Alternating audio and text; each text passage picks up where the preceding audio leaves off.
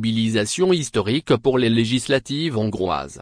À 15 h, le taux de participation atteignait un niveau historique de 53,64%, contre 46,78% 4 ans plus tôt. Le correspondant du Monde en Europe centrale, Blaise Gauquelin, est en Hongrie et suit la journée de vote. Dans un paysage politique très polarisé par l'action menée au niveau gouvernemental, les électeurs de deux camps bien distincts se côtoient sur les trottoirs. Pour des élections ressemblant plus à un référendum qu'à des législatives, la question cruciale semblant être pour ou contre un troisième mandat de Viktor Orban. Lire aussi. Hongrie, des élections à risque pour Viktor Orban. Dans les rangs des fans du Premier ministre sortant, on compte beaucoup de personnes âgées, comme Joseph Kupavi, un architecte à la retraite de 75 ans, pour qui le Fidesz, le parti aime.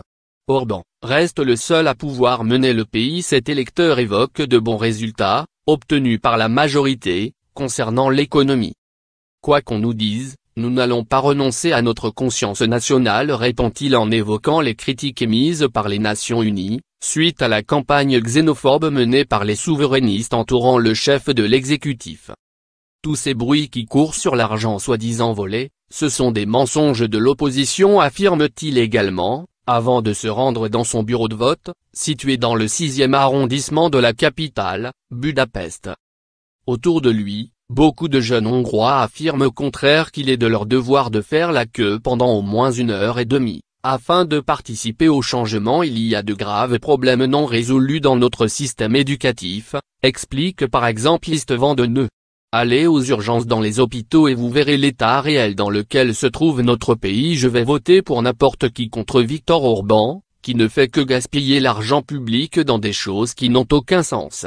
Les infrastructures pour le football par exemple, elles sont disproportionnées. C'est devenu le symbole de la corruption.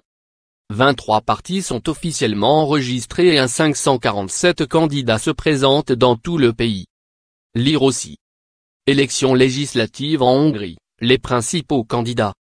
Imre, qui n'a pas voulu donner son nom de famille, habite quant à lui dans l'est de la Hongrie. Mais il va voter à Budapest, comme la loi l'y autorise. Il estime que le Fidesz est allé bien trop loin dans sa dénonciation de l'Union européenne et des réfugiés.